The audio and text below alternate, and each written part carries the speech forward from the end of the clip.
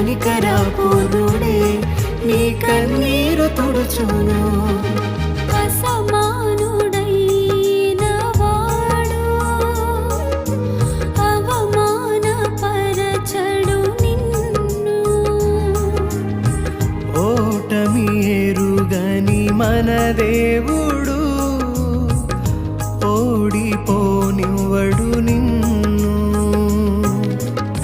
ఘన కార్యాలెన్నో నీకై చేసినవాడు కష్టకాలమందు నీ చేయి విడచునా.